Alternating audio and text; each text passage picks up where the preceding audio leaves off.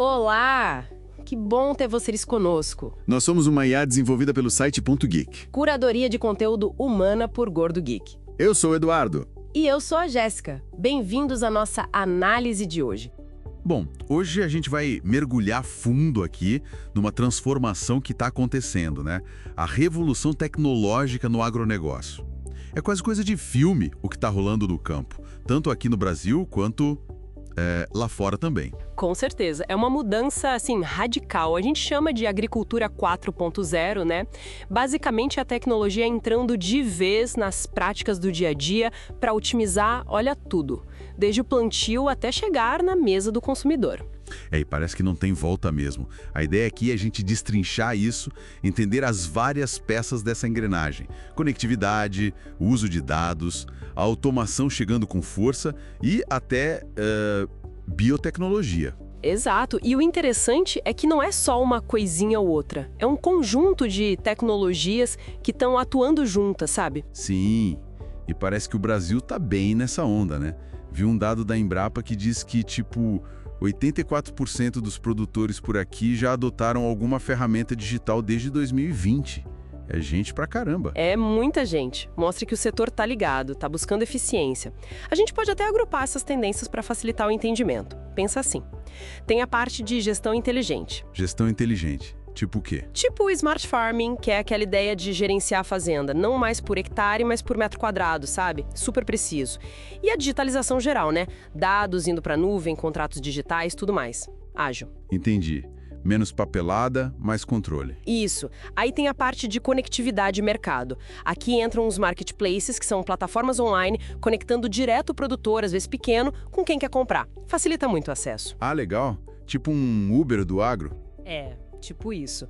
E também a comunicação direta das empresas com o consumidor final, usando QR Code na embalagem, por exemplo, para contar a história do produto. E rastreabilidade com blockchain. Blockchain, aquela tecnologia das criptomoedas no agro? A mesma base tecnológica, sim. Mas aqui usada para garantir a transparência, sabe? Registrar cada passo da produção de forma segura e imutável. Dá muita confiança para quem compra. Faz sentido. E a parte de biologia que você mencionou? Parece ficção científica mesmo? É quase isso.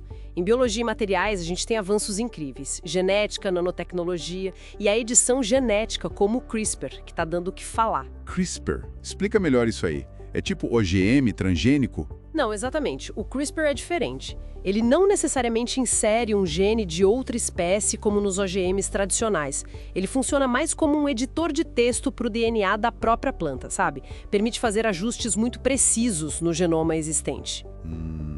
Tipo, corrigir um erro de digitação no código genético? Exatamente. Ou aprimorar uma característica, tipo criar uma maçã que demora mais para escurecer depois de cortada, ou uma laranja menos amarga, ou plantas mais resistentes a doenças ou a seca. Uau! As possibilidades são enormes. São sim. E ainda nessa área tem os biocomponentes, energias alternativas, biocombustíveis avançados, bioplásticos feitos de plantas, biogás aproveitando dejetos de animais. É a tal da economia circular ganhando força. E aquelas carnes de planta ou de laboratório? Também entram aí, nos produtos substitutos. É outra frente crescendo bastante. E tem até umas coisas mais exóticas, digamos assim. Conta aí. Impressão 3D de comida. Já tem gente imprimindo pizza, carne. É experimental ainda em grande parte, mas mostra até onde a tecnologia pode ir. Pizza impressa? Essa eu quero ver. E você falou de práticas sustentáveis também? Fundamental. A agricultura regenerativa, que busca melhorar a saúde do solo, e o uso de bioinsumos, que são produtos biológicos para controle de pragas e doenças, estão crescendo muito. É a tecnologia ajudando a produzir de forma mais amiga do ambiente. Ok. É muita coisa mesmo. Um cardápio tecnológico bem variado. Mas para fazer boa parte disso rodar, a gente volta para a questão da conectividade, né? Como que conecta aquela fazenda lá no interiorzão, onde o sinal de celular nem sonha em chegar? Esse é o grande X da questão, né? Levar conexão de qualidade para áreas rurais gigantescas e remotas, como muitas aqui no Brasil, é um desafio enorme. Mas tem soluções aparecendo. Tipo quais? Uma das principais são as redes privativas. Pensa numa rede 4G ou 5G montada especificamente para aquela fazenda ou grupo de fazendas. Ela é independente das operadoras comerciais que a gente usa na cidade. Ah, uma rede particular. Como funciona? Isso. A Anatel tem uma modalidade chamada Serviço Limitado Privado, o SLP, que permite isso. Empresas usam tecnologias como o LTE, que é a base do 4G, mas em frequências diferentes. Por exemplo, tem tecnologia usando 250 MHz. E qual a vantagem dessa frequência? Frequência mais baixa tem maior alcance. Com 250 MHz, o sinal pode cobrir tipo uns 35 quilômetros. Isso significa que você precisa de bem menos torres para cobrir a mesma área, comparado com as frequências mais altas usadas nas cidades, como os 700 MHz. Metade da infraestrutura às vezes. Entendi. Menos torre, menos custo para cobrir a fazenda toda. E por que não usar Wi-Fi? Wi-Fi é bom para dentro de casa, para o escritório da fazenda. Mas para máquinas se movendo pelo campo, tratores, colheitadeiras, ele não funciona bem. O alcance é curto, não lida bem com muitos usuários ao mesmo tempo e a mobilidade é limitada. O LTE privado permite conexão estável, mesmo com a máquina andando, até a velocidades altas e é mais seguro. Como assim mais seguro? A autenticação é feita via SIM card, tipo o chip do celular, mas um chip privado daquela rede. E tem um controle centralizado, chamado EPC, que gerencia quem acessa o quê, dá mais controle para o dono da fazenda. E quem instala isso? Tem empresas especializadas nisso. A TIM tem projetos como o 4G no campo e tem operadoras que nasceram focadas nisso, como a Solis, que já conectou milhões de hectares para grandes grupos do agro. Mas precisa de licença, imagino. Sim, precisa de autorização da Anatel para usar a frequência naquela área específica. E a rede na fazenda precisa se conectar com internet externa, né? O chamado backhaul. Isso pode ser feito via fibra ótica, rádio ou até satélite. Ah, então o satélite entra aí também. Entra como alternativa principal onde a rede terrestre, mesmo a privada, não chega ou não é viável. Especialmente os satélites de baixa órbita, os LEO. O mais famoso hoje é o Starlink. Starlink, tenho visto bastante gente usando. Funciona bem mesmo no meio do mato. Funciona. A cobertura é bem ampla. O ponto de atenção é que o sinal pode ser sensível a obstruções, tipo muitas árvores densas, sabe? E tem o custo do equipamento e da mensalidade.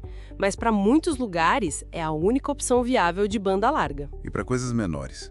Tipo, só um sensor de umidade no solo lá longe. Para isso, a internet das coisas, via satélite, é ideal. Existem sistemas específicos para sensores de baixo consumo, que mandam um pouquinho os dados, tipo temperatura, umidade, localização de gado.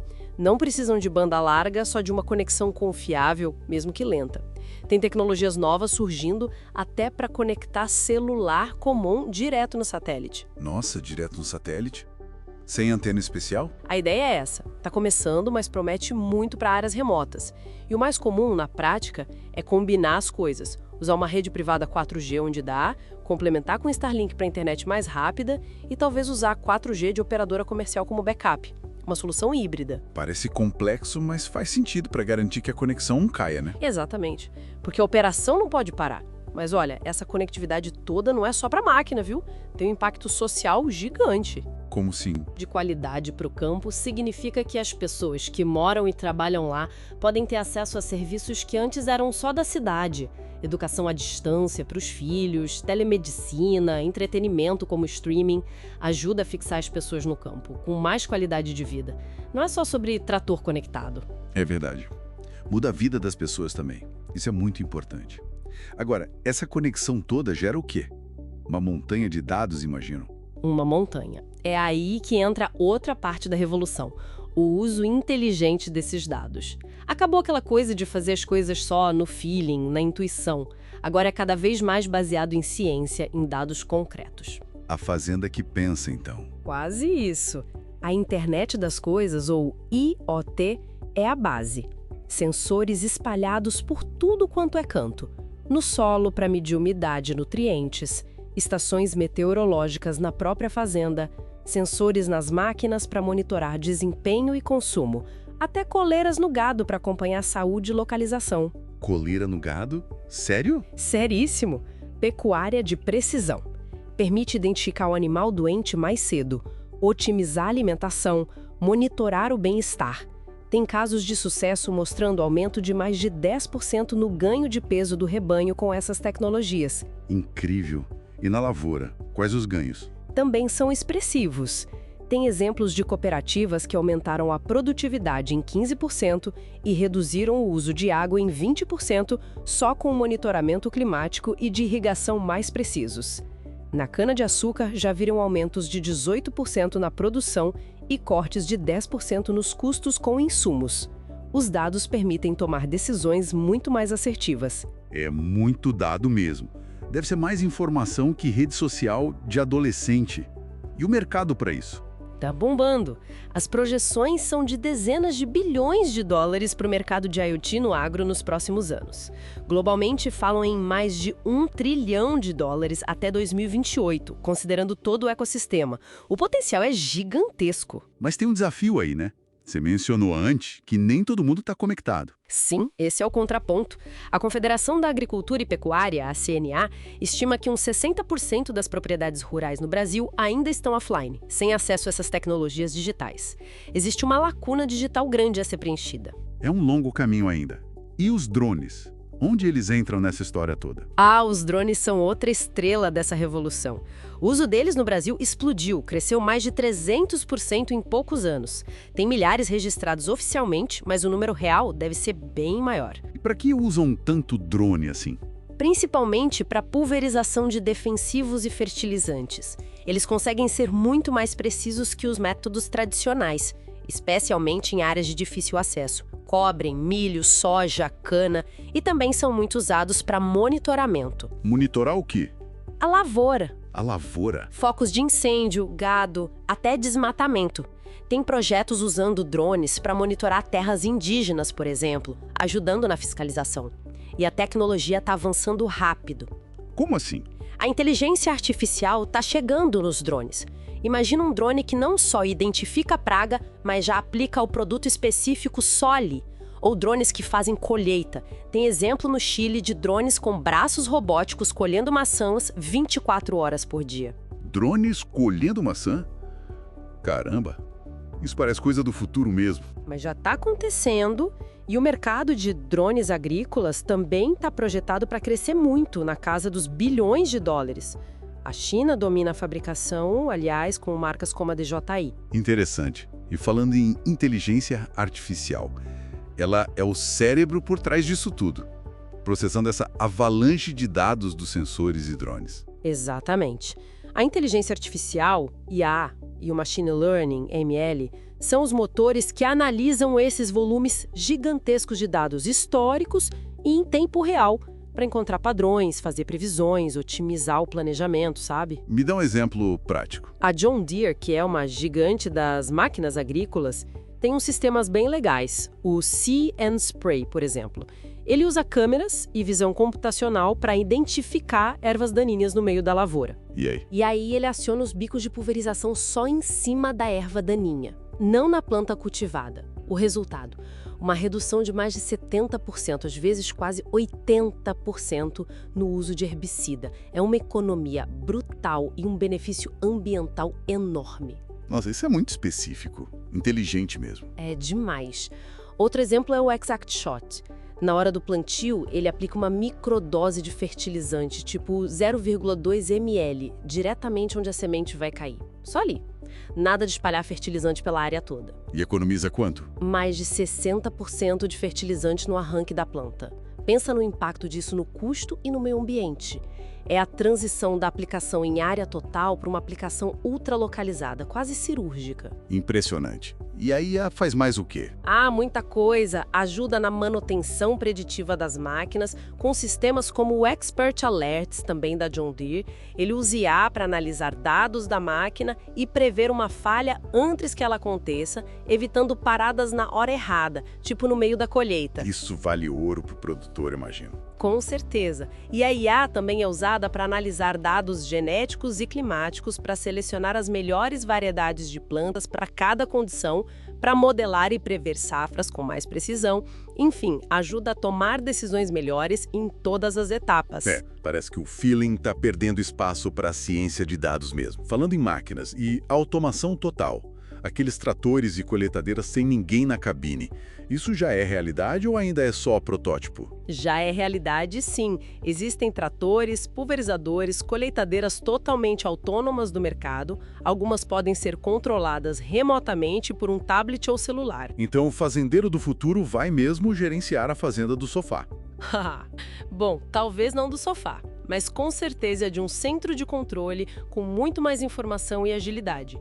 As máquinas autônomas trazem muitos benefícios. Operam 24 horas por dia, 7 dias por semana, com precisão milimétrica guiada por GPS, o que reduz a compactação do solo, e geram dados em tempo real sobre a operação. E tem outras tecnologias associadas a isso. Sim. Por exemplo, sistemas como o ExactApply, que controla individualmente cada bico do pulverizador na barra da máquina. Se a máquina faz uma curva, os bicos de dentro diminuam a vazão e os de fora aumentam para garantir que a dose de produto seja uniforme em toda a largura. É muita tecnologia embarcada. Mas aí voltamos ao custo, né? Uma máquina dessas deve custar uma fortuna. Custa caro, sim. Uma colheitadeira autônoma pode variar de 1 a 4 milhões de reais, dependendo do modelo e dos opcionais. É um investimento pesado, ainda mais acessível para grandes produtores ou grupos. A democratização disso ainda é um desafio. E para fechar o ciclo tecnológico, vamos voltar rapidinho na biotecnologia.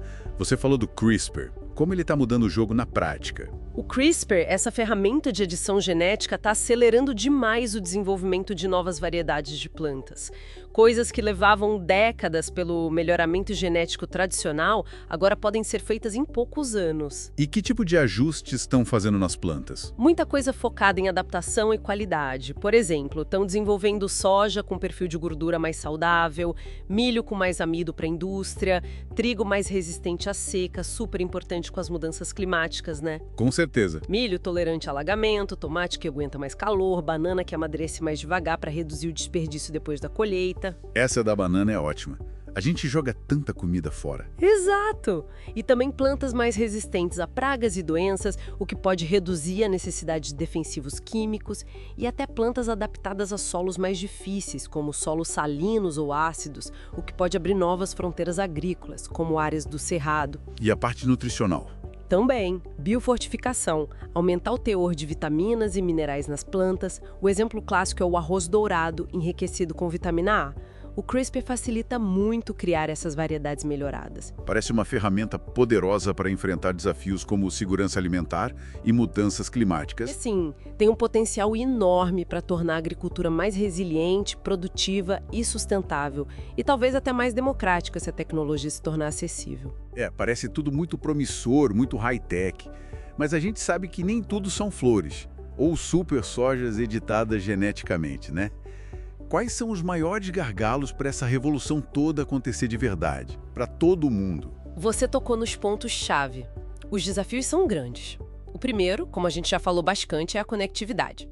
Aqueles 60% de propriedades rurais ainda offline são um obstáculo enorme. Sem conexão, boa parte dessas tecnologias simplesmente não funciona. É a base de tudo, né? É a espinha dorsal. Depois, vem a divisão digital mesmo, dentro de quem está conectado.